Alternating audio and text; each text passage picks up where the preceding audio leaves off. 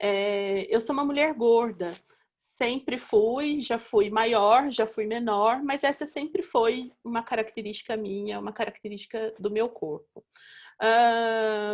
E sou brasileira, sou cisgênero, sou da região sudeste, fui criada numa cultura midiática muito grande, muito intensa, muito forte, assistindo televisão, show da Xuxa, enfim, tendo as referências da cultura midiática popular dos anos 80, dos anos 90, né?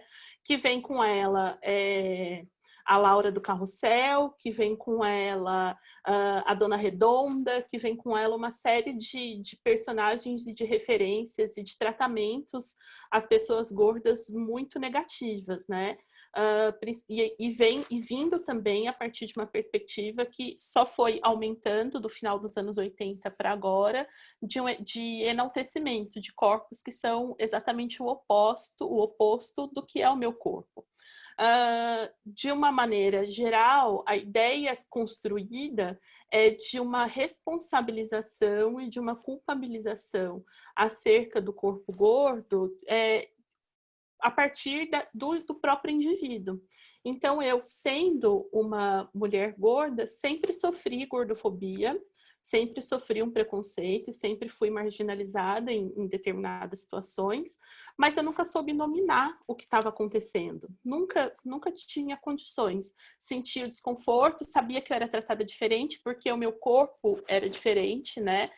Ou tinha uma característica que não era hegemônica, mas não achava que o problema realmente estava comigo, que era minha culpa, que era minha responsabilidade e que eu merecia aquele tratamento até então, até o momento que eu resolvesse tomar uma atitude de transformação do meu corpo.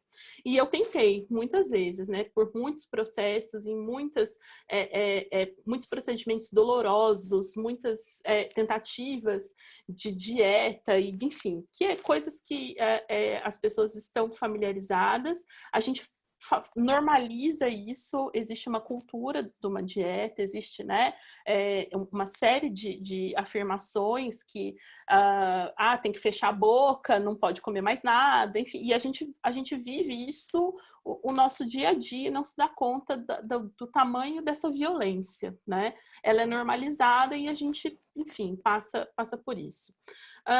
Eu tinha 30, já estava no doutorado e trabalhando com comunicação contra-hegemônica de alguma forma, enfim, picho, grafite, intervenção urbana. Eu estava indo por esse caminho na minha pesquisa de doutorado, quando eu tive um start, né, a partir de algo que eu tive acesso pelas redes sociais.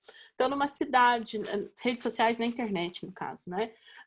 Na própria cidade onde eu morava, uma pessoa desconhecida, mas conhecida de muitos conhecidos, sofreu uma violência gordofóbica. E o caso dela ganhou repercussão, foi para tribunal e tudo mais, né?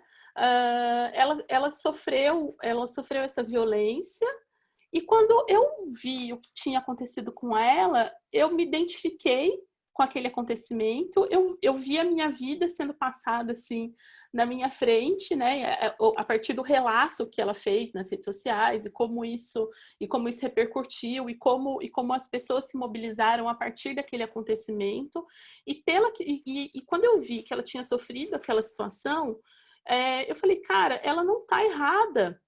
O problema não é dela, a história, né? Aí faz aquele plim na cabeça da gente, do tipo, a vítima nunca é culpada, a gente não pode culpar a vítima pela violência que ela sofre.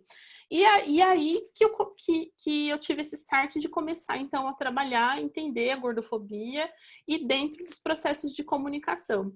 Então, quando eu desenvolvo o peso e a mídia, a tese é justamente para mostrar a relação entre a gordofobia, entre esse preconceito contra as pessoas gordas, que vai além de uma pressão estética. Então, não é para ficar magro, para ficar bonito, mas é uma questão que limita acessos, que limita direitos básicos, né? Direitos de ir e vir, enfim, uma série de outras questões que estão acontecendo com os meios hegemônicos de comunicação. E qual foi a minha surpresa, né? Para saber que, até o fato de eu descobrir que gordofobia não existia nem no dicionário. Então, é como se a palavra não existe, a coisa não existe, né? Como é que eu vou dar nome para essas questões? E fui trabalhando com isso até que, enfim, né? Trabalhando com uma metodologia complexa a partir do Morin, né? Tracei esses 3 elementos, né? Que tanto a gordofobia quanto a mídia hegemônica são 2 faces da mesma moeda, por assim dizer. Tá tão imbricado, né? Então a sociedade é gordofóbica porque a mídia é gordofóbica porque a sociedade é, e uma vai impulsionando a outra, criando novas formas de preconceito, reproduzindo padrões, reproduzindo conceitos, reproduzindo contextos e por aí vai. Eu tive o privilégio de uma bolsa CAPES PDSE para fazer um sanduíche, e eu fui para a Universidade de Coimbra, no Centro de Estudos Sociais. Lá eu tive outro privilégio de ter uma orientadora, a professora Teresa Cunha, que pedia muito a minha subjetividade nessa história, né? A partir dessas conversas, dessas vivências, ela queria muito que eu trouxesse essa subjetividade para a pesquisa. E foi estimulada por ela que eu gravei um vídeo e coloquei no YouTube, contando a minha história, os meus momentos, as minhas passagens, né?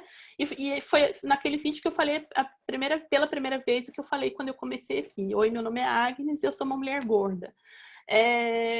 Aquilo teve um poder tão grande, porque a partir daquela postagem, a partir daquele vídeo, a partir daquela conversa, eu comecei a ser procurada por uma série de outras pessoas, uma série de outras mulheres, principalmente, né? A gente está falando de algo que comete homens e mulheres, mas é um preconceito que está aí, bem, bem focado para o corpo feminino, a partir de todo o contexto, né? De uma sociedade machista, patriarcal, heteronormativa, enfim, né?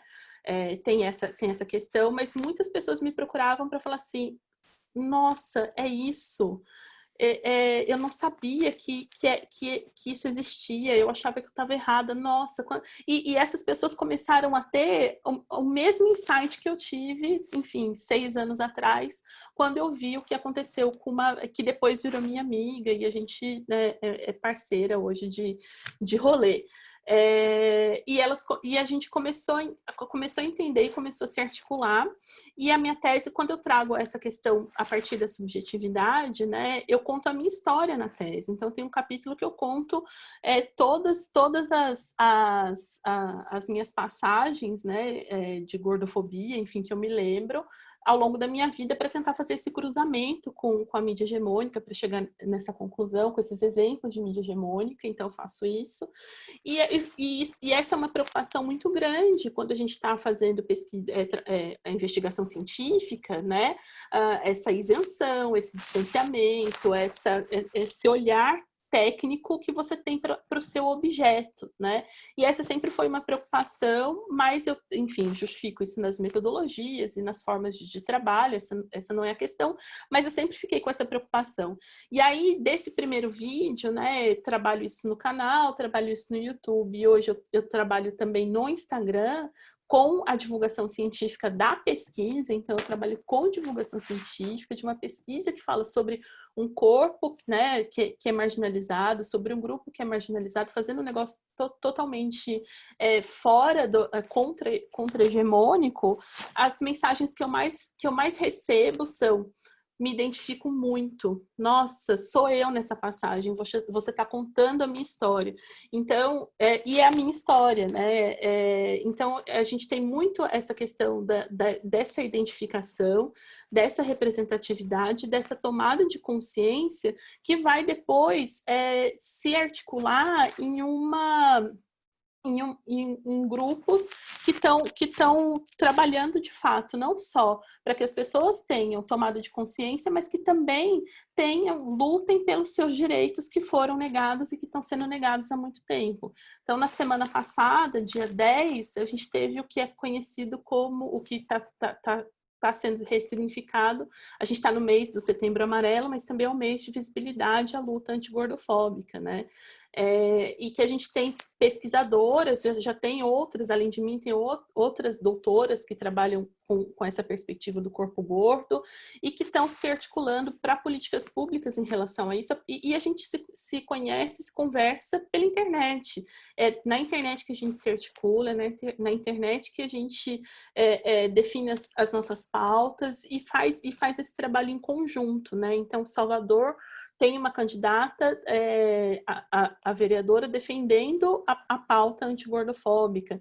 Então, leis de acessibilidade, inclusive, porque um direito que é privado a muitas pessoas gordas é o de ir e vir, a partir do momento que elas não conseguem acessar o transporte público, né? Então, tem uma série de questões que, a partir da rede, a partir desse contato, que são muito próprias, que são concretas, que são da concretude do nosso dia a dia, da nossa vivência, da nossa experiência, mas que, a partir da possibilidade de articulação entre essas pessoas, elas estão retroagindo no social por conta de uma pauta que sempre foi negada, né?